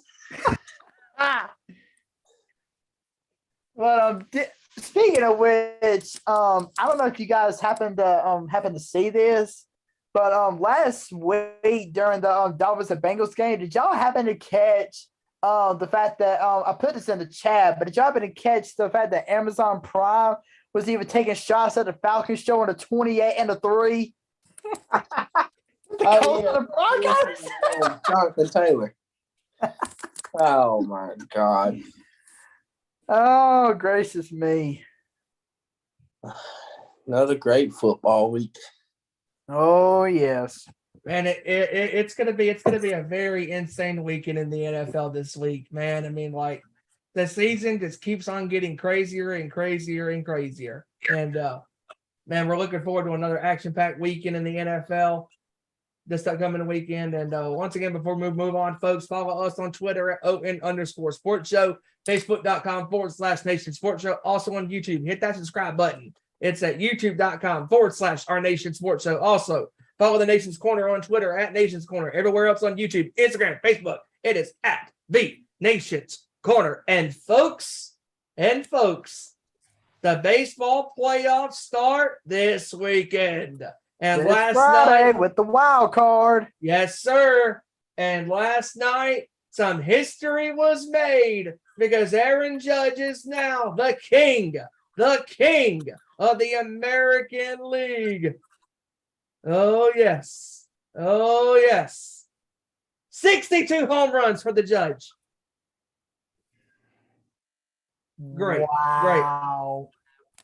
Yo. What's up? This is unbelievable. What? Even though Aaron Judge now has the home run record, he is not, I repeat, not going to win the Triple Crown this year because somebody has topped him in batting average and has officially won the American League batting title. Golly. Who is that? That is crazy. You figured he would have done it because of the season that he had this year for the Yankees. Yeah, but he also struck out a whole lot too. Mm-hmm. But I got to go back to football for just a little bit because there's one major thing that we need to talk about, or I feel that needs to be brought up at least a little bit. And this happened just 5 weeks ago, in which Washington Commanders rookie Brian Robinson was shot not once, but twice in the leg. Today, he was out there running drills at the Washington Commanders practice facility. 5 weeks after getting shot twice in the leg, he is out there running drills. Wow. My heart and my guts go out to him because my Lord, Brian Robinson is a miracle in the making. At least at this point, he is a miracle in the making. But and I know we're going to go back to baseball in just a little bit because I got something I want to say. In I believe it is 2 weeks' time, we got another sport starting up, and yes, folks, that is the National Basketball Association. In 2 weeks, starting up the regular season. And LeBron James gets to watch the Golden State Warriors hoist another championship trophy. Yep, and LeBron gets to sit back and watch his hairline recede even more. And Ben Simmons can go ahead and quit before he even gets to play a minute in the regular season. He can go and leave the team chat. Speaking of Ben Simmons, who seen him in preseason the other night? He got it in transition, wide open, step back three, clanked off the bottom of the rim, and the fans booed in the Barclays Center. You boo your own fans. You didn't. Oh man.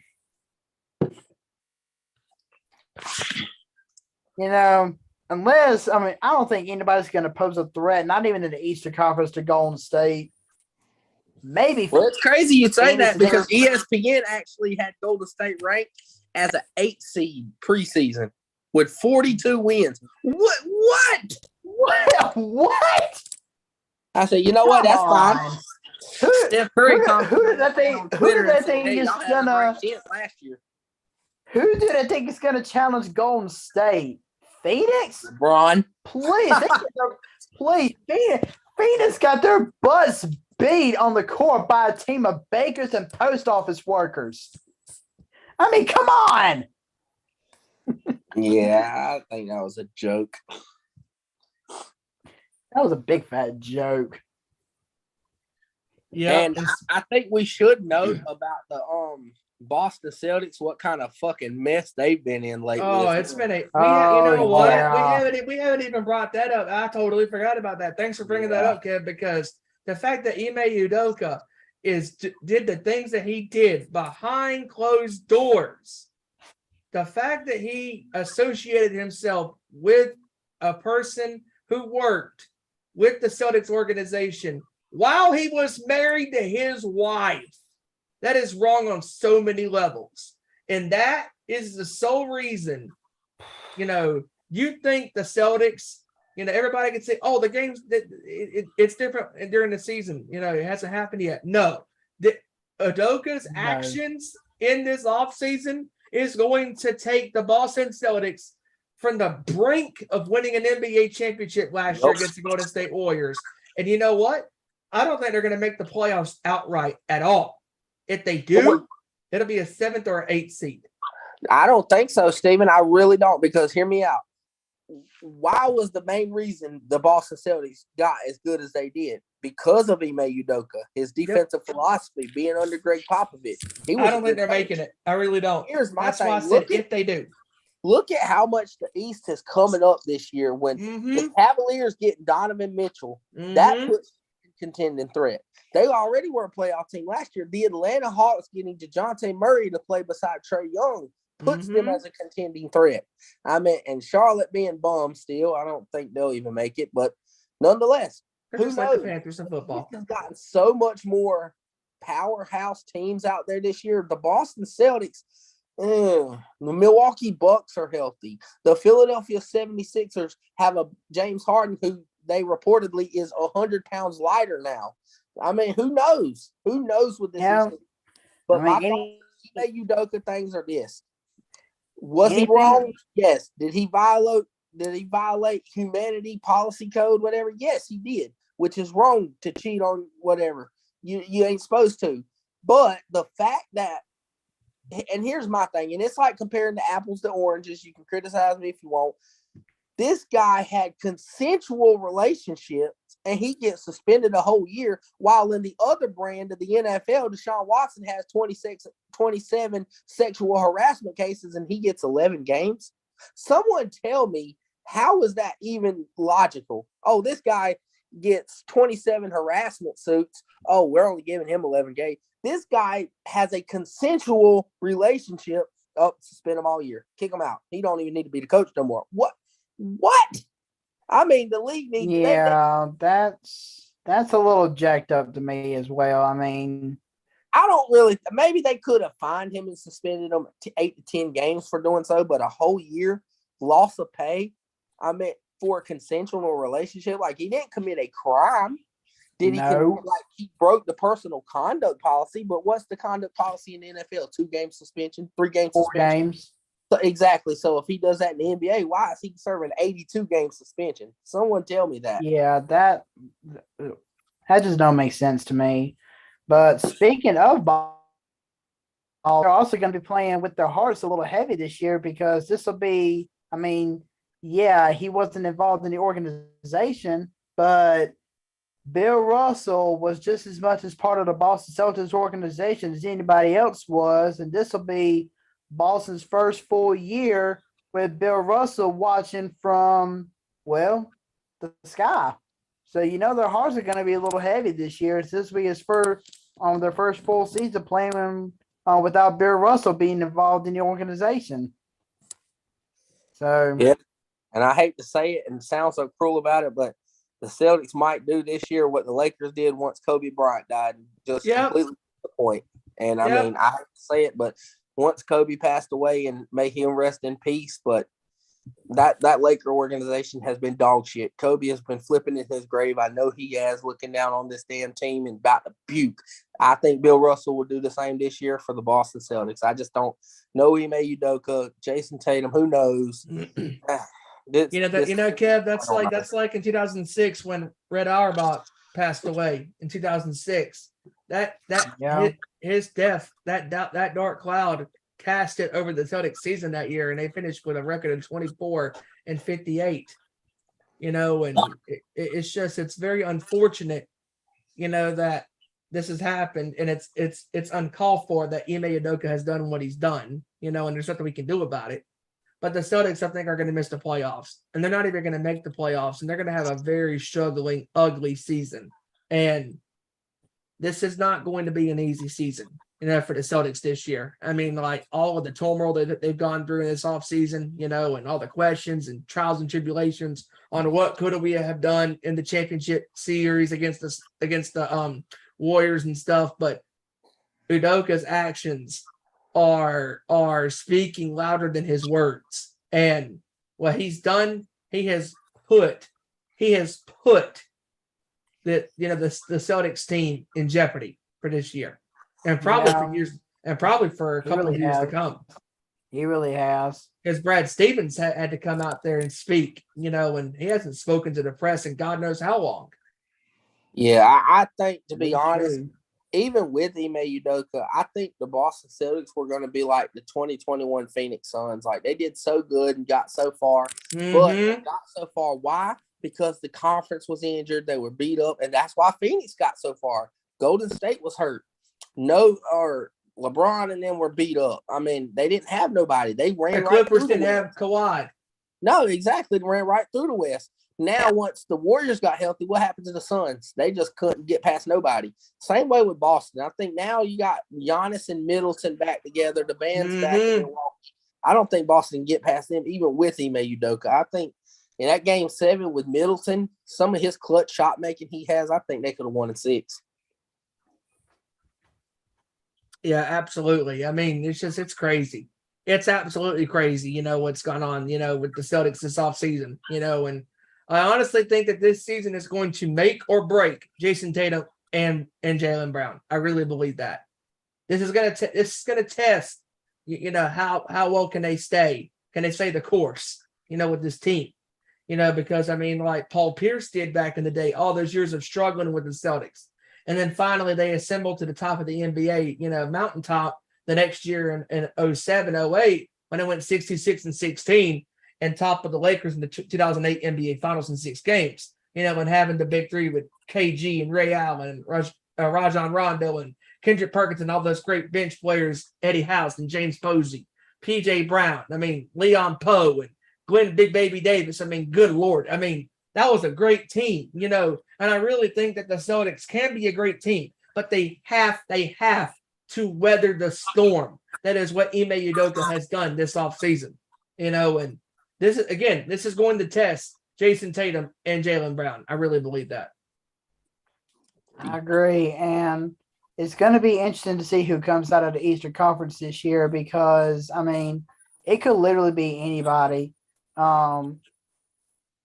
It's probably going to be Milwaukee because they have great talent all around that organization. But with the acquisition of Donovan Mitchell in the offseason, it wouldn't surprise me if Cleveland challenges for the top spot. I mean, Mitchell, along with the other talent that Cleveland has on that team that they were able to keep from that trade, I mean, Cleveland has some surefire talent. So it'll be interesting to see who comes out of the NBA this season in the Eastern Conference. The NBA season this year is so wide open. I mean, like, it's crazy. So wide open. Like, if I haven't read it yet, but is Kawhi healthy and coming back this year? He's already in preseason. Yes. Okay, great. The Clippers, the Warriors, you know, the Grizzlies, if they can keep their act together. Say that again, Steven. Say those first 2 teams. The Warriors and the Clippers. That's my Western Conference Finals. Tell you that now. Yeah. That's what I'm thinking too. That. I can see that too. Yep. I can also see a situation where the Grizzlies get there, but the Grizzlies would have to have some stuff happen because I think the Grizzlies, if they play the Warriors and the Clippers with Kawhi, they're done. I don't think they can get it done. But I feel like if someone can put the Clippers out for them or the Warriors, I feel like there's a way they can. I feel like the Grizzlies can beat anybody else but the Clippers and Warriors. I think they can beat the Mavericks. I think they can beat all those other teams, the Lakers. I think whoever, the Nuggets. I think Ja's too good, but then Ja runs into the likes of Draymond Green, Kawhi Leonard, then it's just like, oh shit. Here we go again. Yep. Here we go. But yeah, I mean, I think Milwaukee's going to make another run to the NBA Eastern Conference Finals and possibly the Finals again because I mean the Celtics to me are not doing it. But it could be either team. It could be Atlanta. It could be Atlanta. It could be Miami. If Miami can get it together, I mean, you never know with the Eastern Conference. I mean, it's so wide open. I mean, and not too. You know what, Kevin? I'm going to agree with you on the Western Conference Finals. I think it is going to be the Clippers and and Golden State in the Western Conference Finals. But the East, I can't really predict that right now because it's so wide open. But too wide open. I tell you what, real quick back to baseball. Joey, congratulations, man, to the Atlanta Braves last night, clinching their division, man. 1, 2, 3, 4, 5 years in a row for my Atlanta Braves winning the NL East. Let's go. Yes. And once again, I want to give a personal shout out to Mr. Mongrovian Mike. Listen here, man. I understand you're a huge Mets fan, and I told you that my Braves were coming for y'all, and that's what we did with that 3-game sweep over the weekend. Gosh, that was beautiful. I loved every second of it. And now we have the number 2 seed in the National League and have a bye, and we're going to be facing the winner of the Cardinals and the Phillies in the next round, or in the NLDS. So I'm looking forward for the Braves to have a few days off because we got some injury concerns, especially Max Fried, that need to be settled before we can even think about making another deep run in the playoffs. And hopefully we can make another deep run in the playoffs because I would love for us to win back-to-back World Series titles. I would love it. Love it more than anything. But if there's one thing that I've learned about sports in general is that once you win a title, the hardest part about winning the title is backing it up the next year. That is the hardest part about backing it up. I mean, that's the hardest part, keeping it. So I would love for Atlanta to see it. I know the Dodgers are going to be a threat. Mm-hmm. And, of course, in the American League, you got the Yankees and the Guardians. The Astros. Who'll be looking to make splashes. So Friday, it's wide open for baseball. Friday's when it all begins for the wild card series. So let's see what happens starting Friday. The Mets game is going to be rather interesting because this determines how far they go. This determines if they make it to the divisional series. I mean, man, there's nothing like. Yeah, as a matter of fact, let me pull up the 4 wild card matchups over starting this weekend. But yeah, I mean, the Mets are second. The Mets, man, are looking that the Mets have a lot of pressure on them, I believe. They've had a great season, and it can all come to an end. It can all come to an end just like that. Okay, yeah, the 4 games or the 4 wild card series that are starting on Friday, we'll see from the American League, we'll see the Tampa Bay Rays and the Cleveland Guardians. And we'll see the Seattle Mariners go up against the Toronto Blue Jays. And then in the National League, we're going to see the Phillies, Cardinals, and then the Padres taking on the Mets. Juicy matchups indeed. Very, very interesting. What could happen on Friday? That time of the year, we'll see what will happen. And then we got the Dodgers and the Braves as the top 2 seeds in the National League. Mm-hmm. And then in the American League, I believe it's the Yankees and the Astros. The Astros, yeah. The Astros. Man, dude, it's how it's fitting, right? It's the Yankees and the Astros, the 2 teams that have been at the top of the American League for 5+ years, battling against each other, going to the World Series, back to back as far as like the matchups and stuff. And likewise, you could probably say the same thing in the National League because you got the Dodgers and the Braves who were the top 2 teams, and they've been near the top for the past few years. Yep. So it'll be interesting to see who makes it to the World Series this year, because it could be anybody. Anybody. And this is the great thing, not only about football, but this is also the great thing about playoff baseball and playoff hockey, is anything and everything can and will happen. Guaranteed.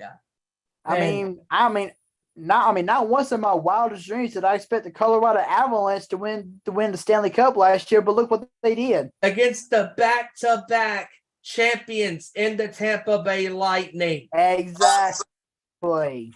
So you never know what can happen. The Guardians can make a run to the World Series. The Mets can make a run to the World Series. The Astros can go back to the World Series.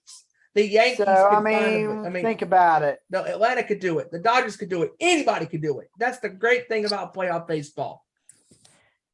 Think about it. The Mets. We're in the midst of another football season. We have basketball starting up in a couple weeks. Preseason's already started. Yep. We got the NHL about to start up within the next week. They're still in the preseason. Yep. We got playoff baseball coming up, so we got to bring out a famous quote again by the one and only Travis Tritt. It's a great day to be alive, guys. Yes, it is. And it's been awesome. It's an awesome time to be a sports fan, and all the sports leagues are going on. NFL, NBA is fixing to start up. MLB's playoff season is underway this Friday. Oh, goodness gracious almighty. It is going to be a phenomenal weekend in the NFL and playoff baseball. And just all these crazy games that'll be happening, and who knows what the hell's going to happen. Anything can happen. That's why we love sports. And once again, folks, you can follow us on Twitter at @ON_sports show, Facebook.com/Nation Sports Show. Also like and share and subscribe to our YouTube channel at YouTube.com/Our Nation Sports Show.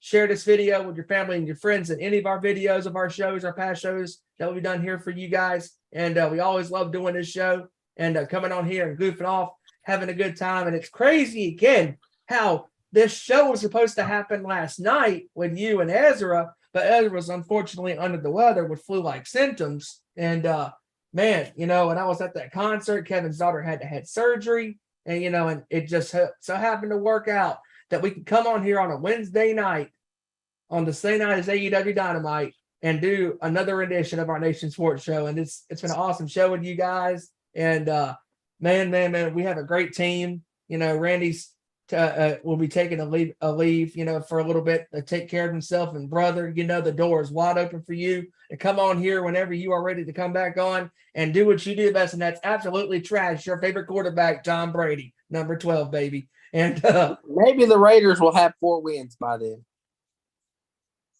Maybe. But I'm thinking Joey wants to show us the team portrait of the New York Jets right now is what we're looking at. Is a bunch of jumbled up stuff in the closet. That's what the New York Jets are. Yeah, and and before we go, I know we touched upon it briefly, but that injury last Thursday to Tua Tagovailoa was absolutely just heartbreaking. That injury was just unnecessary. Just the fact that Miami got so greedy, and I honestly truly believe that they violated concussion protocols. They did not go through with their safety, legalities, to keep Tua, upright and to evaluate him and all that. I would like to elaborate on one thing about that though, real quick.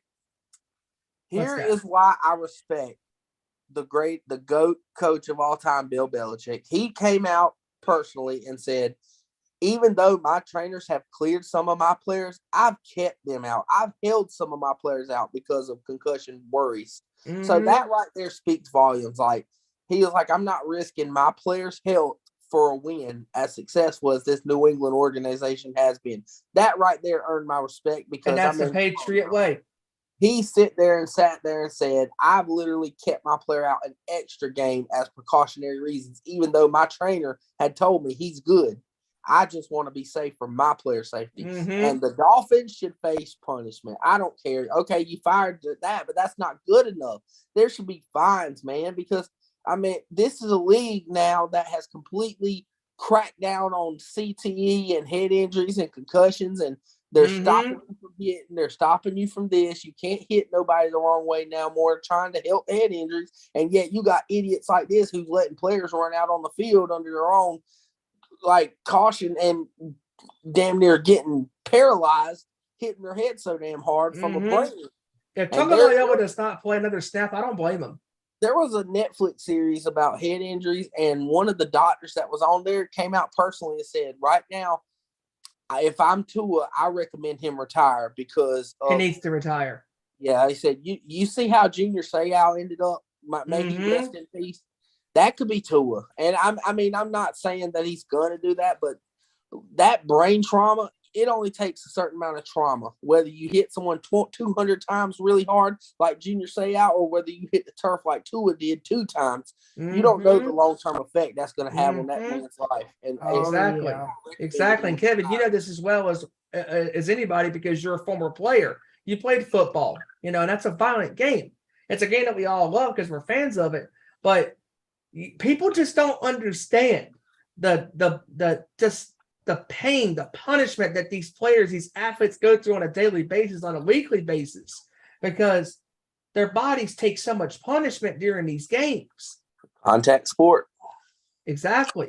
And that's where, and there's a fine line between like Tua, like I agree, like as a football player, you sign a waiver when you're young saying, I understand it could result in my death or fatality or serious head injury. I sign a waiver. But the fact that your head athletic trainer who's supposed to look out for you sent you back on that field, that's just wrong. That is wrong. Greedy. I understand. Tua knows the risk. He knows the risk. But the fact that your trainer, the guy you looked up to that said you're good to go, and you go in the game and you suffer possibly brain trauma because of your organization's ignorance and neglect is absolutely uncalled for, and it deserves a harsh hammer being thrown down by the league and the NFLPA. Like the song goes, the hammer of justice crushes you, overpowered. And I think that Tua needs to retire. He does not deserve this because the Miami Dolphins are greedy, and I think karma is going to come back and bite them in the ass. And I think that's why Miami, if they make the playoffs, it's not going to be as a top wild card team. They're going to screech in there because, is Teddy Bridgewater no slouch? Yeah, he's no slouch. He's a pro in this league. Been playing for a while in this league. He's not a bad backup to have. But my thing is the fact that the Dolphins absolutely got greedy and wanted to win for the sake of winning and not caring about player safety. Yeah, I believe 1,000. You guys are 1,000% right when it comes to everything, especially with the Tua situation. As great of a player as Tua has been, it would be an absolute bum to see him retire this early in his career. The way that he is apparently, or the way that or what he's been going through over the past couple of weeks, I kind of feel bad for him because he had such an amazing college career playing for Alabama, and now that he's brought that talent that he had at Alabama with him to the pros. Yeah, he may not have had a good rookie year, but he's made his way back. He made his way back. But him getting hurt like he has the past 2 weeks, I feel bad for him. I don't want him to retire this early in his career, but at the same time, he needs to do what is best for him. And if that means to retire this early in his career, then so be it. So be it. Because it's not worth the fact that he's going to keep getting hit in the head possibly week in and week out. With how he looked last week against after he got hit against Cincinnati, if he takes one more hit like that, it might kill him. I hate to say it, but it might just kill him. I agree. And you don't want that. No, not at all. But you know what? How many quarterbacks or how many players in general have either suffered tragic deaths or after they pass, autopsies are performed on the players, and come to find out they have something wrong with their brain or something wrong with just their head in general. It's because they're getting hit all the time. It gives you concussion after concussion after concussion. And sometimes it can even give you seizures. I mean, look at all the times that Jim Kelly got hit in the head in his career with the Buffalo Bills.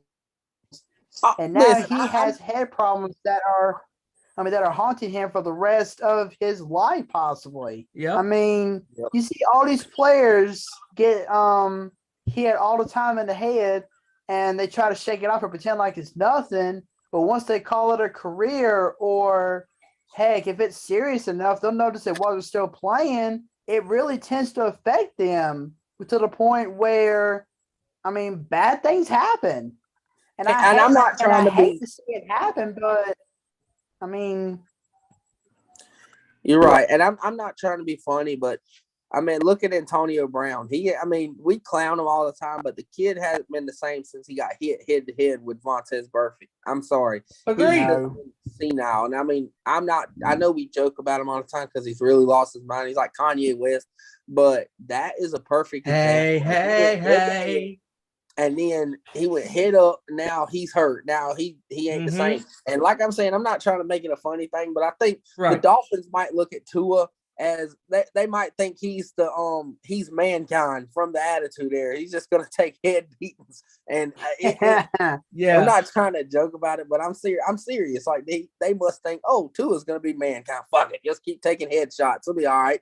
This is not Hell in a Cell 98 King of the Ring with Mankind and Taker. No. How many unprotected chair shots did Mankind take from the Rock? 10. That's what I'm saying. A lot. Tua is not that. How many unprotected sacks are you going to take Tua, or let Tua take with a damn concussion? Yep. That's ridiculous, man. Yep. Exactly. Yep. Well, if you guys anything before we wrap this up, you guys got anything else you want to talk about before we wrap this bad boy up? I think I'm good as far as I think we covered everything. Kev, what about you, pal? Just think that today is Weenie Wednesday and sponsored by the Carolina Panthers. All 22 are weenies. Yes. Couldn't have said it any better. Oh, my goodness. I mean, well, my friends, it has been another action-packed show of our Nation Sports Show, talking about the world of the National Football League, a little NBA, a little playoff baseball coming up. This weekend with the wild card round starting up. And again, folks, we appreciate you guys, tuning into us and following us and liking our videos and liking and sharing our content and stuff. And we love doing this every single week. And again, folks, you can follow us on Twitter at ON_sports show, Facebook.com/Nation Sports Show. Also on YouTube, YouTube.com/Our Nation Sports Show. Also follow, and subscribe to the Nation's Corner on Twitter. It is at Nation's Corner. Everywhere else on YouTube, Instagram, Facebook, it is at The Nation's Corner. And Nation's Corner will be live this Saturday, 7 p.m. Eastern, 6 Central, 4 p.m. Pacific. And Ezra will not be on here again next week because he will be going to a Michael Schenker concert, and that will be badass. And I hope that show goes great for you, brother. And hope you get to feeling better this week, man. And I hate you couldn't be on the show last night doing the show with Joey, and I hate you couldn't be on here with us tonight.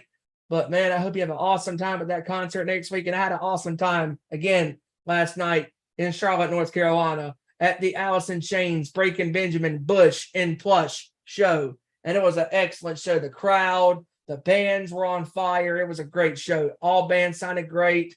They played the hits and a few deep cuts and stuff. I mean, Allison Chains celebrating the 30th anniversary of the Dirt record, and just awesome weekend. And also this past weekend, I got to watch one of my favorite bands, 311, live from New York City at the Terminal 5, playing their music and grassroots albums front to back in their entirety. And my God, I mean, just I'm glad that, bands are doing this for these fans that can't make it to these shows across the country and long distances, streaming these shows and stuff. And man, those shows were awesome. Getting to hear two of my favorite records front to back, adding two more records to my personal collection of hearing them live in their entirety. And man, my goodness, what a great time it is to be alive. And this Monday will be my 30th birthday, man. And, you know, I just want to say I am blessed to be here for 30 years, all the things that I've been through in my life. And I just want to tell you guys here on this show and everybody out there that is, you know, y'all and Ezra and Randy, you know, on this show, I love y'all, you know, and you know, all my family and my friends that have been here for me all these years, I love you guys, you know, and you know, like the song says, my next 30 years are going to be the best years of my life. And I'm just blessed. I'm fortunate to be here.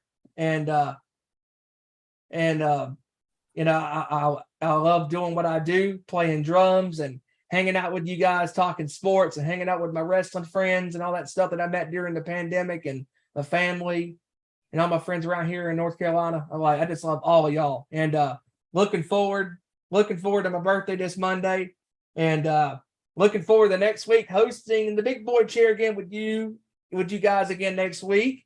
And it's gonna be a great show next week, recapping week 5 and previewing week 6. And it's gonna be another great show next week. And once again, folks, follow us on Twitter at @ON_sports show, Facebook.com/Nation Sports Show, and on YouTube.com/Our Nation Sports Show. Again, like and share, subscribe to our content, follow us on social media, keep up with us and all of our craziness with the world of sports, because we love doing what we do. That's what we do, y'all. And we love doing this, and we cannot wait to do it again next Tuesday. So with that being said, for Kevin Rory, for JT, Joey Thornton, I am Stephen Wyand. We are signing off. And as Brent Smith from Shinedown would say, it's never goodbye. It's just till next time. And, you know, take care, everybody. Take care of yourselves. Have fun this weekend watching football, all of that great stuff, watching all the football, watching all the, you know, all the baseball action, and all of that good stuff. And, you know, I think my Carolina Panthers are going to suck again this week. That's not a fact. That's a spoiler.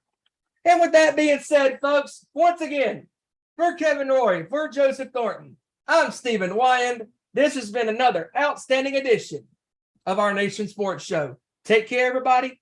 Have a great rest of your week and enjoy the sports weekend festivities. Take care. Brush your hair. Throw some napkins in the air. If you can't be good, be bad, baby. And oh yeah, before we go, destroy. Take care, everybody. Peace. Yeah.